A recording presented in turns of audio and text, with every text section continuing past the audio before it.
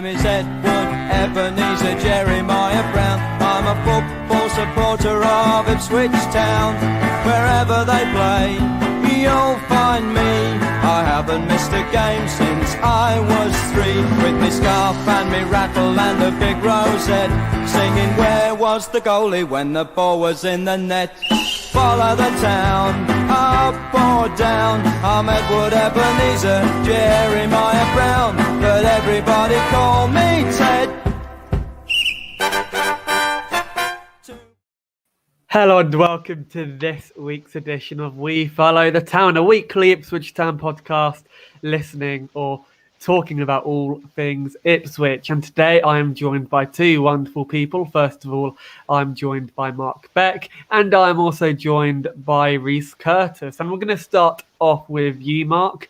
A rather cliched question I always start the show with. How are you feeling about Ipswich Town at the moment? It's quite weird talking about Ipswich again. I've sort of had a little bit of a hiatus, so a few people probably recognise me from various podcasts over the years. But yeah, I haven't really been talking about Ipswich for a little while. I had a little bit of a break from Twitter because it gets a little bit toxic at times and kind of consumes your life a little bit. But yeah, now that things are looking a little bit rosier, probably been a little bit of a glory hunt. I'm coming back now that things are looking up, or at least hopefully they are. So you just called yourself a glory hunter. Can you maybe see ourselves in the championship maybe in a couple of seasons? Because, you know, we have got new owners, as we all know. We have got a bit of money to spend now. So are you positive that the championship will happen? Money doesn't guarantee promotion or success, as we've seen. Well, today, Derby nearly come down, and they've spent well beyond their means over the years. But no, I think we've got to be positive, and obviously this season's not gone to plan in any way, shape or form, but we've got to be positive about the future, really. There's so much change that's happened in the last couple of months or so. You hope the sky's the limit, really. New owners was always the key. People know I'm not a big fan of Evans. I don't think many people were a big fan of Marcus Evans, to be honest. So to see that happen, I didn't think that was ever going to happen. And to be honest, that was kind of the catalyst for me coming back. I was tempted never to come back because of as long as Evans was there, really. But now he's gone. Oh, well, he's there in the shadows, isn't he? He's lurking around to get his little bit of money if we do have some success. But no, I think it's going to be tough. We can't underestimate the league, which I think has probably been our biggest failing over the last couple of seasons, is that we thought we could absolutely breeze past everyone in the league just on name alone, but we're not good enough. The players haven't been good enough and the coaching hasn't been. But if we can get the setup right, which I think we're making steps to do that, then there's no reason why we can't be in the championship in a couple of years' time. So I'll come on to you in a minute, Rhys, but we're going to go on a bit more about this later on in the show. But if you could change something to do with the squad, whether it's players, maybe the staff, such as physios and things like that, what would you change? Because there are things in the infrastructure that do need changing. Yeah, I think fitness has been obviously our biggest issue. That's no secret. And Andy Rolls coming on board from Bristol City. We've got a whole busload coming down by the look of it, sounds like. All their cast-offs. But, you know, with the infrastructure at the club has been pathetic for the last decade or more. We've had people in positions who know nothing about football. I know Mark Ashton isn't particularly popular with Bristol City and some of the guys that are coming over, but it's better than nothing. We need to try something different. The owners have recognised that we need to do something different. And, the playing staff obviously does need changing, but I think that is going to come. That's probably come at the best time, really. We've got all these players out of contract and we've got a new owner come in. So it kind of breeds the need for a new slate as much as, you know, a new clean slate as much as there will be one anyway. I think if Evans was still in charge of all these players out of contract, I think there'd be some more discussions going on about who was going to stay and who was going to go. But no, it's going to be a raft of changes on and off the pitch. And I think all of it has been needed that we've seen so far. That's the owners, the infrastructure and the playing staff. And now I'm going to come on to you, Rhys. First of all, how are you? And Mark was just talking about a change of staff, like the fact that it might be needed, a change of players as well. How important do you think that is? Because we are going through an important time in the world of Ipswich Town. Yeah, I'm all good. Thanks, mate. Thanks for having me on. When you look at staff, you have to look at fitness because when we signed James Norwood, he scored all those goals for Tranmere, never had an injury. Comes here and he's real good. He can't get going. And you could look at that as to say maybe it's because of his age, but we've had it in the past. So many players come here, like McGoldrick, when he was here, couldn't get run against. He's very tough with it. He's playing week in, week out. So it is very important that the backroom staff maybe does get changed.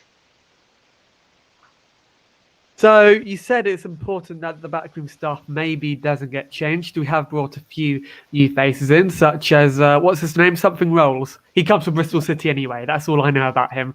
So we have brought in a few new faces. So if you could change one thing to do with the backroom staff, whether it's a new assistant manager, as Liam Richardson is now staying at Wigan, or maybe the physios, what would you change? For me, it has to be something to do with the medical and fitness side. We can't bring these players in if that side of our club isn't where it should be. There's no point in having these players if we can't look after them properly, their nutrition isn't right, and all those different elements. So that really needs to be sorted out first before we sign anyone major. So anyway, let's get on to the news before we review this season. As we all know, Ed Sheeran is our new shirt sponsor. I'd never think we'd be talking about Ed Sheeran on an Ipswich show, but there we go. First of all, I'm going to ask both of you, Mark, Rhys, what are your favourite Ed Sheeran songs? Can you at least name one? I'll let Rhys go first on that one. Go on, Rhys. Oh, cheers, man. Thank you. Shape of You. That's the only one I can name. I'll go for a bit of a left field choice here. I like that Nando's song he did with Example all them years ago because I just love Nando's. Really, that's the closest thing I can go to. Because Ed Sheeran's not really my cup of tea, but listen, it's brilliant for the club to get this amount of exposure. I think the Instagram page of the club went up about 5,000 subscribers in a day alone just because of the sponsorship. And we had Marcus Evans before. You only know bad things about Marcus Evans if you want to talk about the Olympics and whatnot. As the World Cup, wasn't it? Ticket scandal that he had. And then Magical Vegas. Do you know anyone who's got a Magical Vegas account? No, I've never even heard of them, really. So no, but this puts the club on the map again. It's another one of those things that is a positive change, and it's only going to make the future look a little bit brighter for us. So from a PR point of view, how important do you think that the new sponsorship is? Because it will bring more faces to the club. It will garner the club national attention. So how important, Mark, is it from that perspective? It's huge. Football is, unfortunately, is a business nowadays. And I think people, obviously we haven't seen the shirt as yet, but having Ed Sheeran's name on the new home shirt will sell, probably at least 25% more shirts to people who maybe aren't such devoted followers of Ipswich Town. Kids, wives, girlfriends, sons and daughters who maybe are now getting into football, and now they can associate a huge worldwide star with Ipswich Town Football Club, which, what I was just saying, the sponsors we had in the past haven't really done that for us, and it's just another way that can open things up. And having Ed Sheeran involved, we've had concerts in the past at Portman Road, particularly when we were a more successful club, with the likes of Red Hot Chili Peppers, Status Quo, Pink. That opens the door for that as well. We've still had them fairly recently. I think we've had Elton John and Rod Stewart, but maybe getting some more up and coming acts as opposed to sort of people that your mum and dad probably listen to. And finally, before we get on to the review, what are your thoughts on the new sponsorship, Rhys? Because, this did come out of the blue. Nobody thought that Ed Sheeran, out of all those people, would be sponsoring the Ipswich Town shirts. Yeah, it was a bit strange what happened because no one saw it coming. No one expected it. There was no press about it before. But it's only a good thing. It's going to put us back on the map. It's going to get the shirts sold, and it is only positive. And of course, everybody in the comments is welcome to get involved. Yvonne Groom, lovely to see you again, Mark.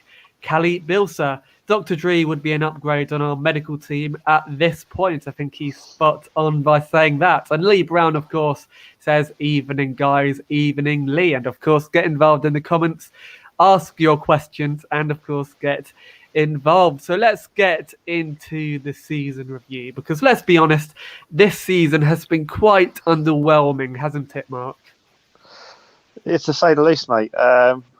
I don't know what the ending's been worse, Line of Duty or the Ipswich Town season, to be honest. It's been absolutely abysmal, to be honest. And like I said, I think the last game I watched us was the Gillingham game where Paul Cook was in charge for the first time. But I think since Christmas, really, it's just been a negative aspect of your life. And obviously, with all that's going on in the world, we won't go into the details because we're sick of hearing the C word, aren't we? But it's just something that I didn't need in my life. I didn't need my football team letting me down time and time again. I just had to block it out and not watch it. But thank God it'll be over tomorrow at least. So has this season kind of made you fall out of love with football? Because when Paul Lambert was in charge and Marcus Evans was still here, I went through a long patch of not watching Ipswich Town at all. I didn't really feel connected to the club. I didn't feel that community vibe as everything was so split. So did you kind of fall out of love with football? Yeah, a little bit. I think the parts that you miss, I think for me was seeing my mates and, being there as a match day. And football isn't all about winning, but when basically you're just you're a spectator that is locked away on their own for most of the season. That's all you had. It was just the results that was keeping your interest, really. But now, with this up and coming season, at least we've got a little bit of hope, and hopefully the world gets back to normal. But yeah, definitely fell out of love with football. I've really struggled to watch football in general, let alone Ipswich during lockdown, because you just miss that social aspect of football, which we all love and all fell in love with. Really, it was because you made friends at football. It's very difficult to do that at this moment in time. Exactly, and football is nothing really without the fans, is it? But Rhys, do you reckon the players kind of felt that as well? Because the players didn't have the fans behind them at Portman Road. They were playing in empty stadiums every week. So do you think that had an effect on their psyche? Yeah, it always has an effect, because when you go a goal behind or when you score a goal, that's when you need the crowd, that 12th man to give you that push. So without that, maybe that did have the effect. But then again, these players, they're privileged to play Ipswich Town Football Club. They shouldn't need any more motivation to go out onto a pitch and give their all. So let's actually get into all of the games, because we had a rough pre-season. We only won 2 games. We lost 3 of them, albeit a lot of them were big teams. But we started the season quite well. Opening day of the season, we were on Sky Sports. We always lose when we're on Sky Sports, but we beat Wigan 2-0 at home with Teddy Bishop scoring and Grion Edwards getting another goal. Now, when I first saw that game, I was actually quite excited. I thought we were in for a good season. But Mark, what went wrong after that? Because as always, we always collapse midway through the season. That is true. I think, to be honest, it all started at the end of last season. I think when we got through the COVID period, and then when we knew it was coming back, I think we were all surprised that Paul Lambert was still here. Obviously, we knew he signed that 5-year deal on New Year's Day of last year. But we all were surprised, and there was rumblings going on. How true they were, I don't know, that he was going to be sacked even before the first game of the season. Unfortunately, it was just a bit like a bad sitcom, really. You were just waiting for it to go wrong. The teams we were beating, we were winning games, but I think we had Wigan, Rochdale, Blackpool before everything sort of clicked.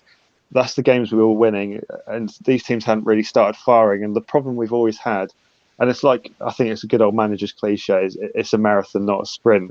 We started off first 100 metres, we're fine. After that, we're getting a little bit leggy, mistakes are being made, and the wheels are falling off. And it was a carbon copy, probably, well, even worse than last season, let's be honest. I think the animosity towards Lambert, which quite rightly I think was deserved, we'd suffered far too long with him in charge. It kept building and probably stayed too long. I don't know whether the takeover discussions had any effect on it, or whether Evans was that naive to keep him on for that long, or maybe he was he didn't want his pride to be hurt that he'd signed this guy on a 5-year deal and then had to sack him less than a year into that. I don't know what the reasons were, but yeah, I think the writing was always on the wall. I remember sitting there and just thinking, yeah, we're winning games, but when's it going to go wrong? And lo and behold, it did. So, Rhys, do you think that the biggest mistake of Marcus Evans' tenure as Ipswich Town owner was giving Lambert the 5-year contract? Because in a way, that kind of like stopped us from progressing. It stopped us from sacking Lambert later or earlier than we should have. And, it kind of brought us on a downward spiral. Yeah, it was really strange because I think when that got released to the public, I think we had just lost them. We just lose at home. So it was a really strange time when he hadn't really earned it. The fans weren't 100% behind him at the time either. And when you give someone a 5-year deal, you need to be decided to say, that's my man, that's the man I'm going with, and I'm going to stick with him. But unfortunately, the fans and Mark Evans at the time weren't connected to back Paul Lambert. And it was really, really strange. Exactly, and in a way, Paul Lambert should have been sacked last season, not this season, the season before, shouldn't he, Mark? Well, definitely, but like I said, I think Evans' pride would have been hurt. I think that's what he was trying to protect. That you've given him a 5-year deal. The amount of we all know the tension was there. I was trying to start a protest movement at the time. The amount of people that were unhappy with Evans and Lambert in general, I think I don't know why he didn't sack him earlier, but like I said, I think it must be down to pride. That's the only thing that I can think of. He wanted to, and maybe hoped and prayed that it would turn around, but I don't think that was ever going to happen, sadly. But he never gave, like Mick before him, he never gave Lambert the backing really. He may have given him that 5-year deal in January, but he never really backed him. Didn't bring in the players we may have needed to actually get us over the line into the playoffs and win a few extra games, which would have got us there via points per game. But yeah, no, it's a very strange situation. I don't really know why he lasted so long. So come October, we were lucky to be in the position where we were. We lost 4-1 to Doncaster Rovers. We lost 1-0 to Lincoln, who seem to be our bogey team. Were you surprised that there was no pressure on Lambert at all when we started losing games back-to-back in October, Rhys?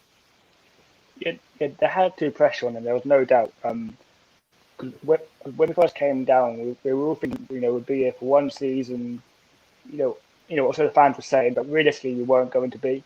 But when we started the season off so well, and then you lose games, there's always needs to be that pressure. Because we are still a big club in this division. And then when your team goes out and you're not performing to the standards that we're setting as fans, then it's disappointing. But there always is pressure on the manager to deliver what he can.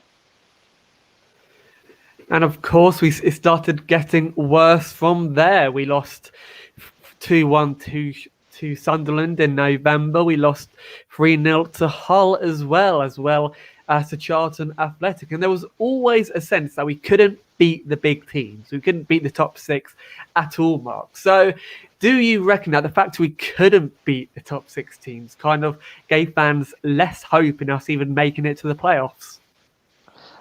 We'd seen it before. It was deja vu, wasn't it? Exactly the same failings as the season before. We could beat most of the little sides. There's a few, hiccups along the way. But when it came to anyone with an ounce of credibility, we just crumbled every single time. And I still struggle to work out where that comes from. Whether that comes from the manager, the players themselves, if they can't motivate themselves, that they couldn't get themselves up for these big games. But even if we somehow fluked our way into the playoffs this season, we were still in it right up until until the 0-0 run of nightmares started. We were still in it with no credible chance, but mathematically, if we'd have fluked our way in there, we would have been laughing stock in the playoffs. We would have lost both games probably. I don't think we would even score the goal. And that's simply not good enough. And that's probably the biggest area we need to to work on. I think, as much as I said earlier that League One, we didn't respect it enough, it's not the greatest league in the world. You look at the teams that are at the top, they will lose to teams who are mid-table in the bottom half. It's just the way it goes. It's part and parcel of the league. We need to treat teams with respect, but we also, we should be winning these games, and we've got to stamp our authority on this division. So, do we have the quality to even play well in League One, Rhys? Because if you look at our squad, we haven't really got many players who can give us that depth. Aaron Drinan, he has struggled this season. And when you look at the players we brought in, such as Stephen Ward, he started off well, but he collapsed after that knee injury, as well as Ollie Hawkins and David Cornell. These aren't players who can necessarily give our squad that depth. So do you reckon that we haven't got a strong squad, full stop, Rhys? That is difficult, because when we came down, we all thought this squad should be on paper good enough for this league. We all thought this squad is amazing, we should be doing good things. But we've all massively overestimated that. And I think the last few weeks and months have proved that. But when you bring in players that are towards the end of their careers, like Stephen Ward, now 36, Hawkins, who can't score to save his life, to be fair, then being Cornell as well, none of those three have done much. None of them came in and said, this is why I'm here. Ward, since that knee injury, he hasn't been the same. And that's probably because of his age. When you get that sort of injury at 35, you're not going to come back and be that same player again. So I don't see why we signed any of those three players, because none of them have stood out. Lee Brown, simply the players are not good enough. Roll on Monday when we can see you. So let's talk about the rest of our squad a minute, because, there was always that question about their mentality. They never seemed to have their heads on the pitch. There always seemed to be drama happening at Ipswich Town. So do you reckon that it was almost a question of mentality and motivation as regard to actual ability, Mark? I think it's a mixture of both. There's certain characters who rub people up the wrong way on Twitter. Thus by falling off the pitch with Ipswich Town, it seems. But I think the problem we had was Lambert he was in a corner himself. He was in this 5-year deal, seemingly didn't look like he was going anywhere, and he knew that he wasn't going to be getting a lot of financial support from Marcus Evans in terms to bring people in. And I don't think many people wanted our players, let's be honest. So he had to kind of instill the belief that they were good enough. The amount of times we had the same press conference over and over. Oh, the lads have done well today, blah, blah, blah. Like, Paul, they've just lost 2-0.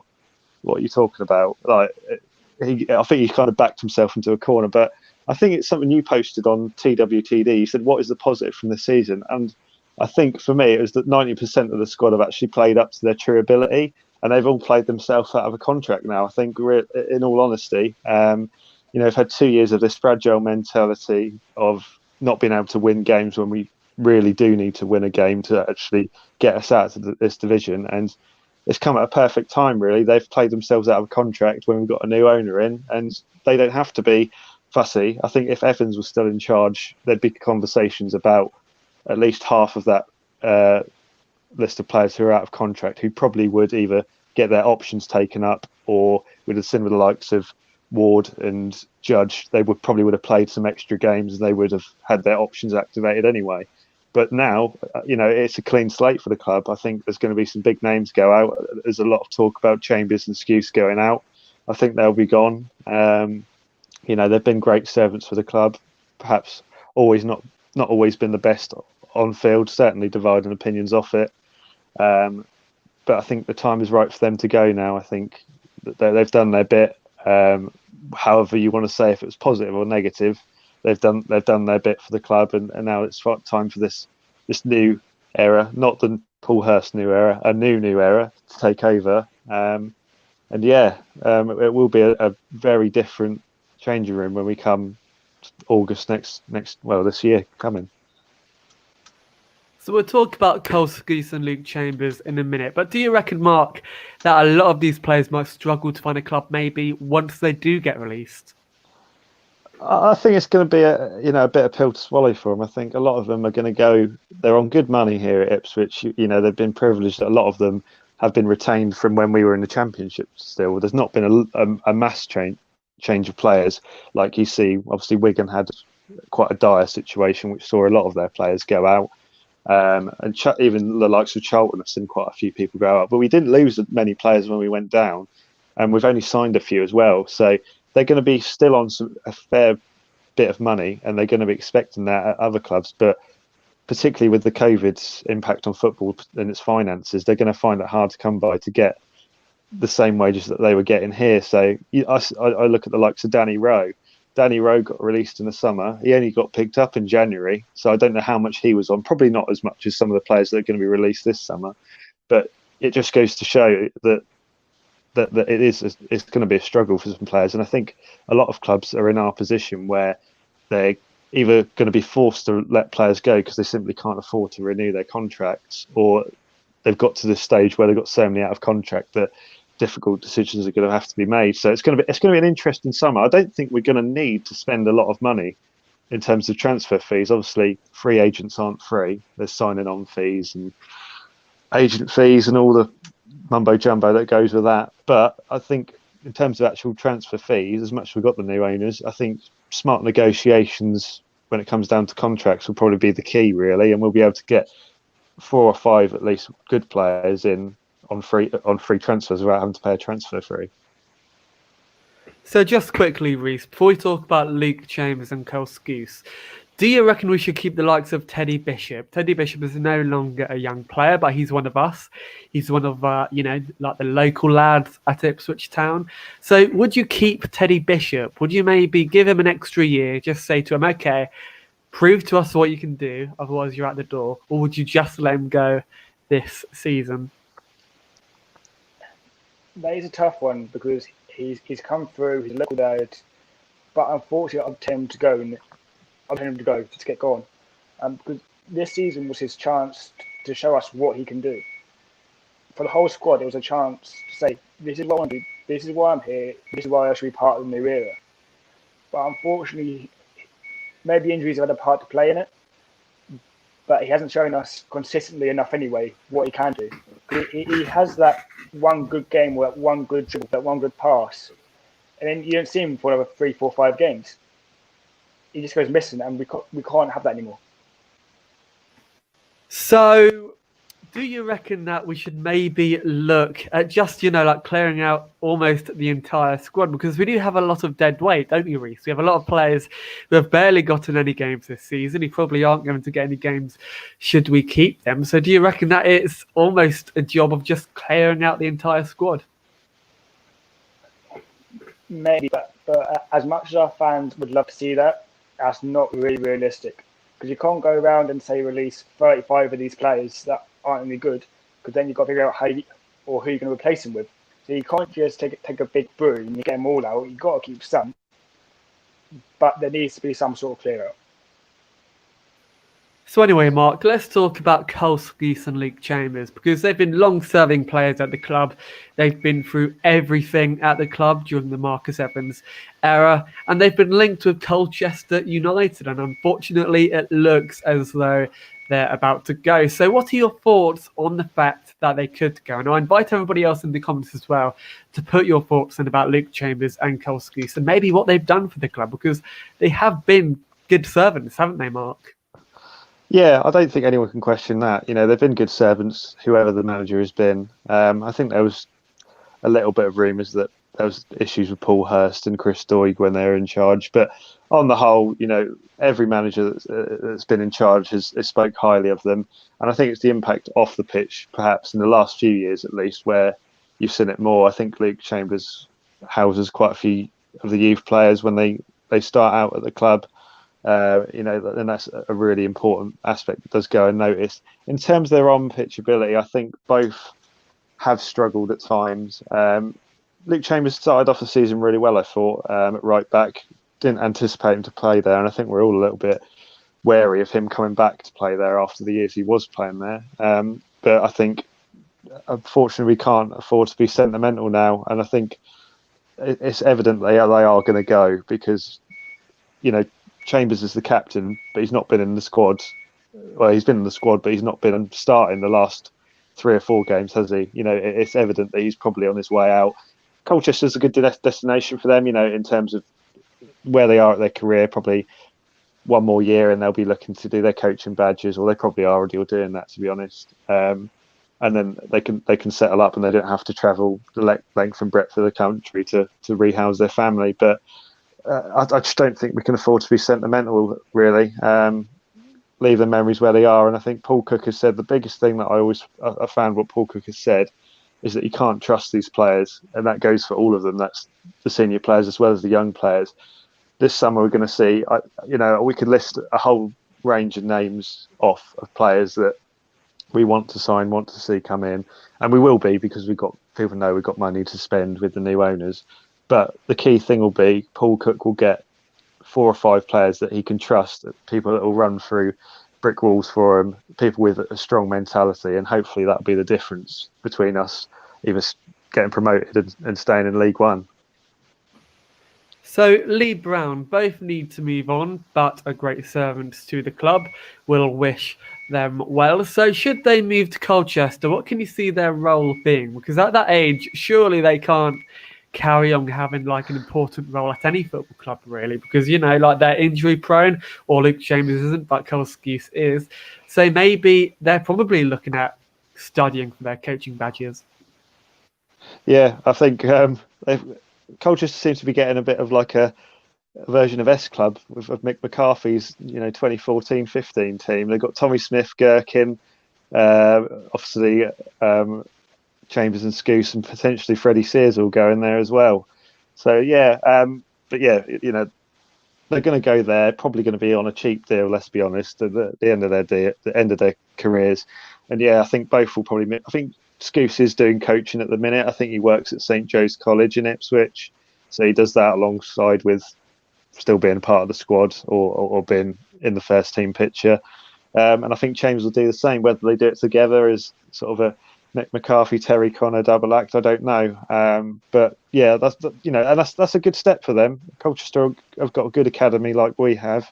They do produce some good players. And if they can't get a job necessarily at Ipswich, then Colchester is an easy commute from Ipswich. They don't have to up sticks and move away. So I can see that easily happen. Get involved in the Colchester coaching setup.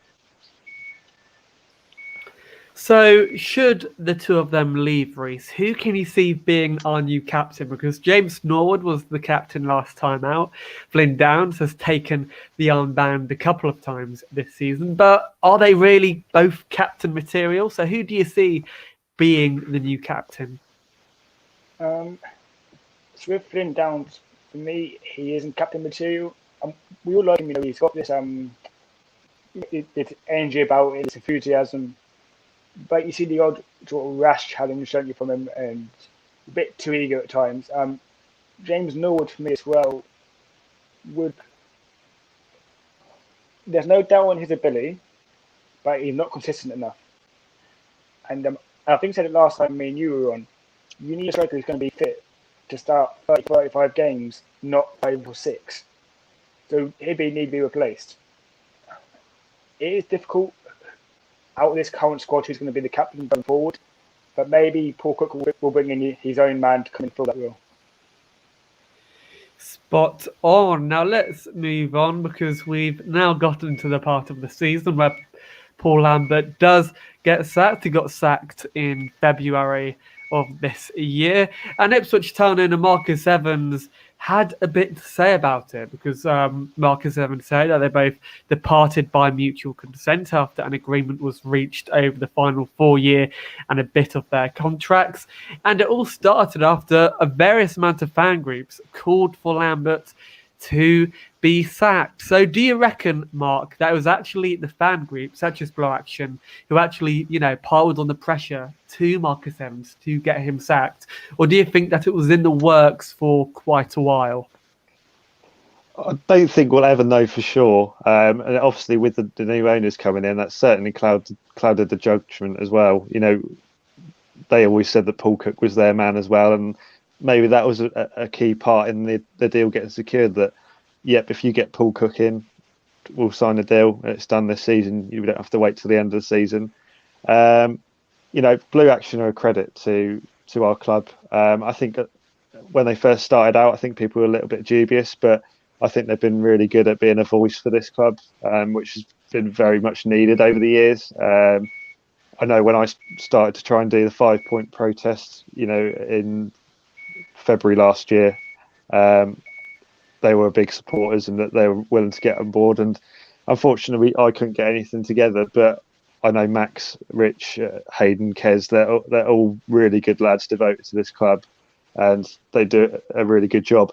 I know the Fire got some national press, but I don't think it was important for us to voice our views. But I think perhaps Lambert was already on our way out. But I think we've got to give Blue Action credit. Their consistency of them still trying to put protests together in these difficult times, trying to get our voices heard, is a credit to the club, really.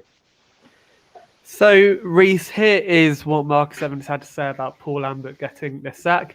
I know he has his thoughts on what is needed to take Ipswich Town forward, and I respect his opinions, but this year has, with the pandemic and no real income for the club, been the biggest financial challenge we have ever faced as an owner. So do you reckon that maybe the two fell out with each other? Because Paul Lambert was very critical about the state of the club, and he wasn't shy in letting Marcus Evans know. No, he went on his media trip, didn't he? He went on talks for all different radio stations, these TV stations, and he publicly aired his frustration about the club, where it was run, and Marcus Evans. So as soon as you do that, you can't expect to be in a job. You can't expect to still be employed. And that comes from the fans start putting the pressure onto Evans. So he's got Paul Lambert going around these radio stations, TV stations, all of this. He's then got the fans, the protests, all doing what they can with protests. And it can only lead to one thing, and that is like when you, or mutual consent, I should say. But when you lose the fans, you've got nothing in football. Football's full of fans. And as soon as they don't turn up after COVID, if Lambert was still in charge, then you have to get him gone. So I'm going to play devil's advocate here, and feel free to get involved in the comments. Mark, can we maybe give Paul Lambert a bit of slack? Because he was very aware about what was going on at the club. He was very aware about what needed to be changed at the club. In fact, when he first came in, he said that the club needed one wholesale change. So could we maybe give him just a bit of slack? I mean, it's the smallest bit of slack you could ever give him, I think, because his failings far outweigh any sort of meaningful impact he had at the club.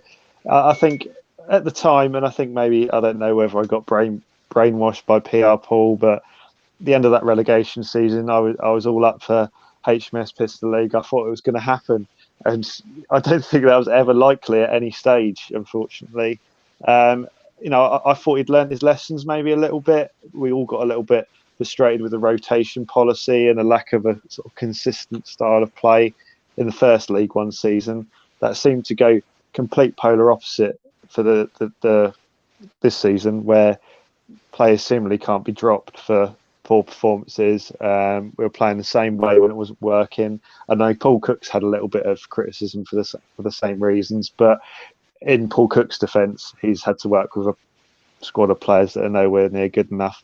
There's some points where you go, maybe if this happened, things would be a little bit different. Obviously, we've had quite a poor record of injuries. Kane Vincent-Young, bless him, can't catch a break. He's probably belong on an episode of Casualty, bless him. The amount of times he's been injured, but and the transfer windows have been poor in all regards. I think the only decent one was probably the first summer transfer window, where at the time it looked like keeping Judge was a good move, getting Norwood in after his 2 amazing seasons with Tranmere. Holy looked like a good signing. Kane Vincent-Young looked electric, and obviously, like we said, the injuries caught up with all of them, I think, in the first season. But no, I think the only credit I'll give him is that he said the blindingly obvious is that there was a clear problem with this football club. But I think anyone with half a brain who supports Ipswich Town could tell you that. So let's talk about the PR side of it again, Rhys, because unfortunately Lee O'Neill just had to come out to the media and just had to say, look, Paul Lambert won't be getting the sack. He'll still be here for the foreseeable future. But in pure irony, he did eventually get the sack. So what do you think of the way it was handled by the hierarchy? Because Marcus Evans and Lee O'Neill, they didn't handle it very well at all, did they? No, not in the slightest. Like, if you can give him a little bit of slack here, you can't take Marcus Evans or Lee O'Neill to come out to a public interview and say, "You want Lambert? He's not our man. I'm going to sack him in the morning." You can't really come out and say that. But yeah, it's one of those things where there's such a big sort of disagreement between where the fans are all the way and where he was, Marcus Evans, and as soon as you have all those obstacles in place, then you're not going to succeed. And of course, Marcus Evans did eventually get the sack, and Paul Cook was drafted in as his replacement, with, of course, the takeover rumours coming in the background. So Paul Cook's first game was against Portsmouth. It was a 2-1 loss away from home. We drew 0-0 against Wigan.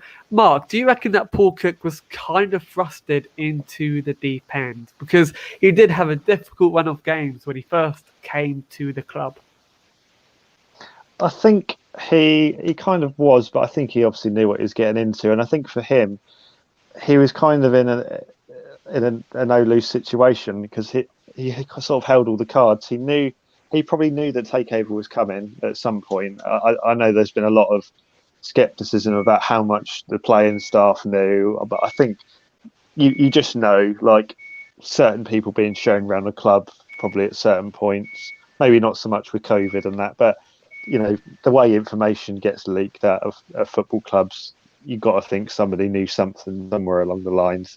And I think for him, he's easily got the defence that it's not his squad of players. He's coming to a squad. Yes, they'd won a few games before he came in when Gill was in, taking charge. But I think we all, it's not his squad, and he knows that half the squad is going to be gone. That's why he's been able to say the things that he has as well. Saying, as much as he said he's not going to throw the players under the bus, he has at times. Not that many of us care, I don't think, because we know most of them are going to be gone anyway. But he's sort of got a free license to say what he wants and do kind of what he wants at the minute, because I think as fans as well, we didn't believe we were going to go up this season, regardless of how close we were to the playoffs, because of all the things we said, not being able to beat big teams, not scoring goals, all this that adds up to a big mess, which has been this season, really. But yeah, he had a tough start. I'm not going to deny that, but I think anything that he could gain from it would have been a bonus. And he's not too upset about taking the losses, really, because it's a hard reset this summer, isn't it? Let's be honest.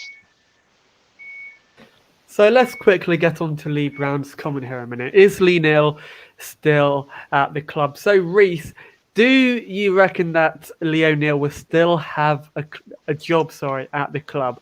Or do you reckon that he'll simply move elsewhere, maybe move to another club, and his tenure at Ipswich Town is over?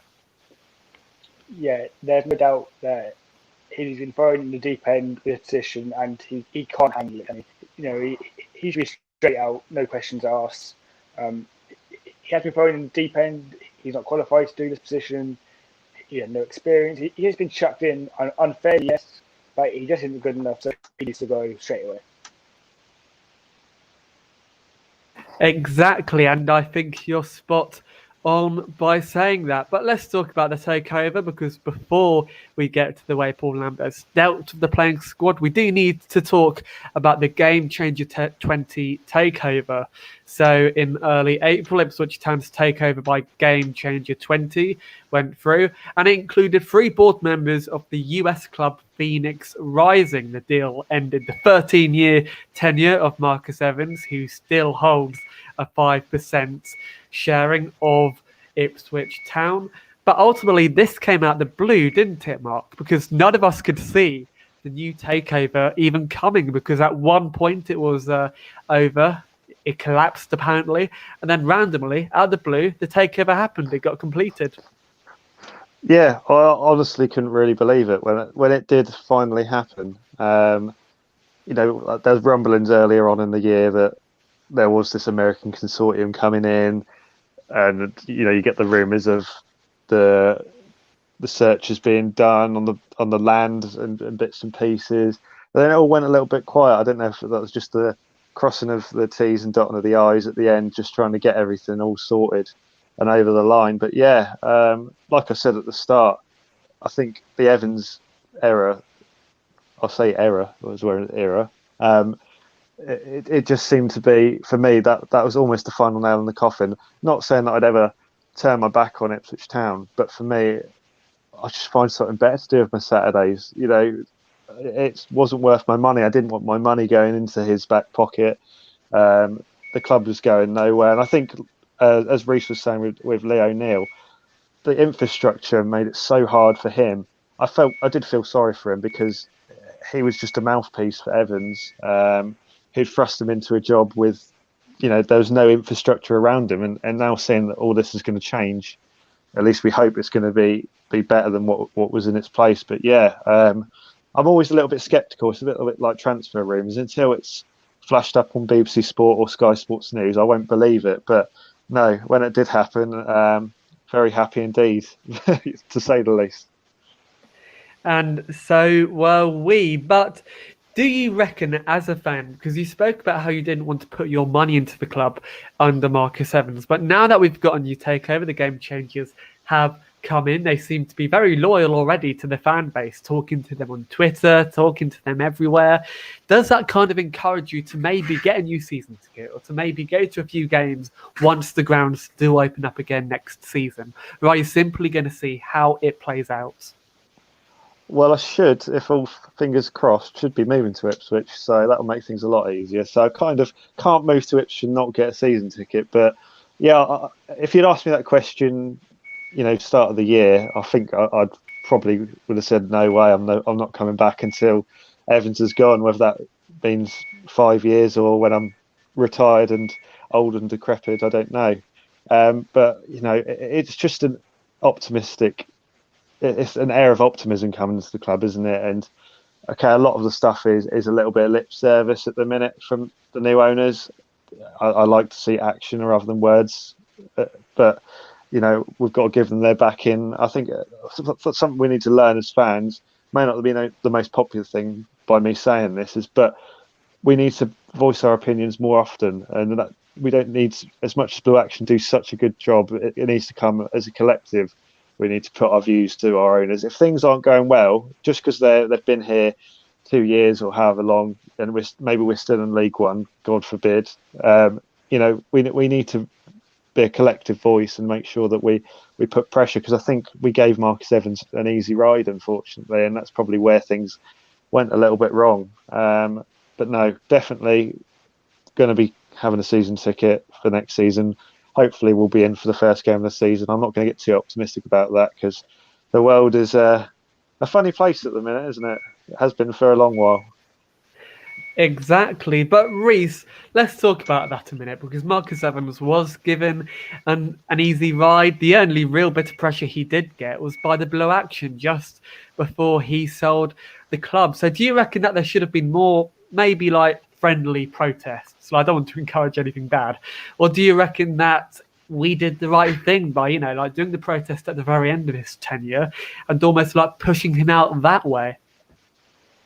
The past year or so, it is difficult to organise these protests because I'm not going to say it, the C word. So it is difficult to organise protests. Perhaps before, maybe 18 months ago, perhaps we should have done something bigger then. But it is difficult.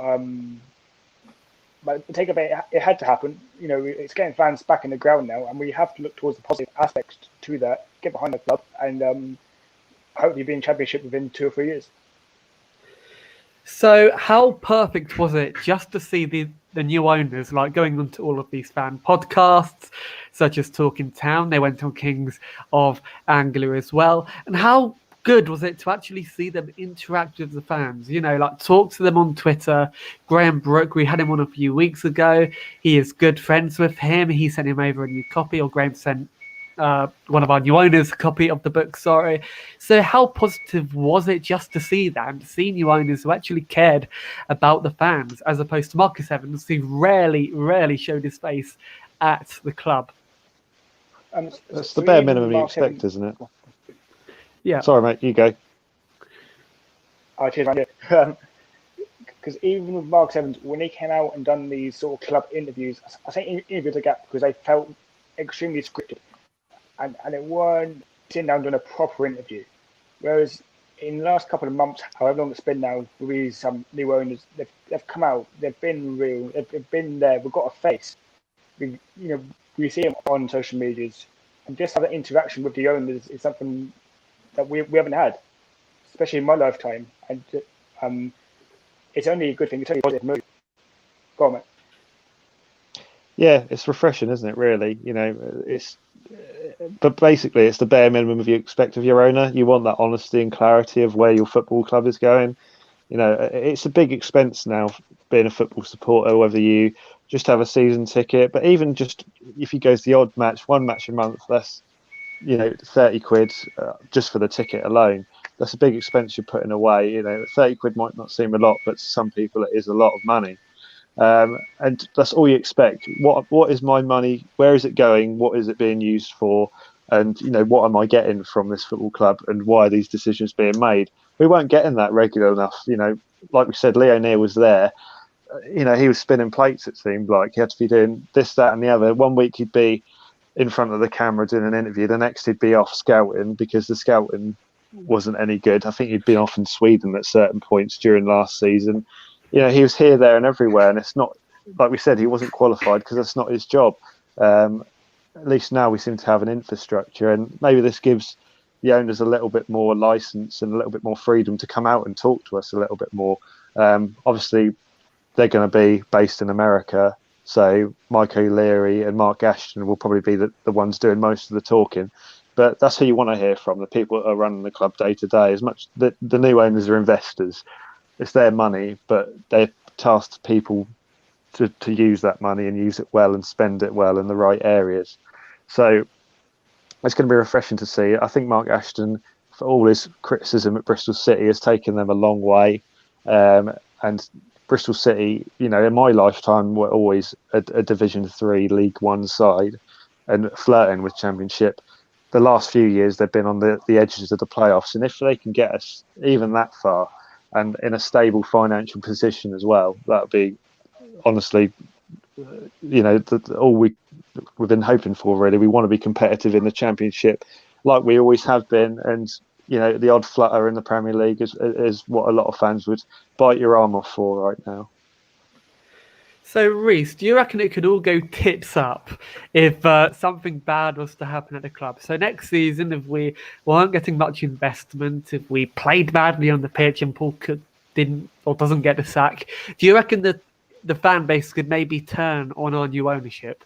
Or do you reckon that will be a little more, I don't know what the word is, but kind of like kind towards them as they are new owners? Yeah, well, I hope there is a little more leniency there. Because we can't just throw money out in the air, get these players in, and expect instant success. That's not going to happen. It is going to take time. Because say if we bring in these new 6, 7, 8 players, for example, if we bring that many players in, they're going to need pre-season to gel, get to know each other, get the results on the pitch. It's not going to be.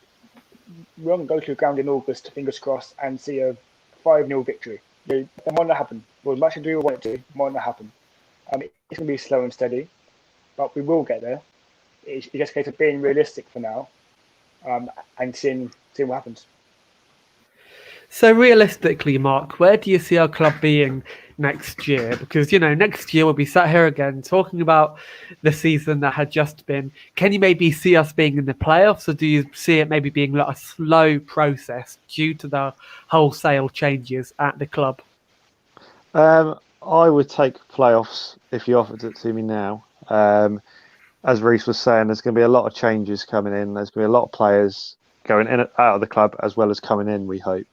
There's a whole new infrastructure that's got to be in place behind the scenes, and I think it'll be a good thing if we maybe have that slow start as opposed to the lightning quick starts we've had the last 2 seasons.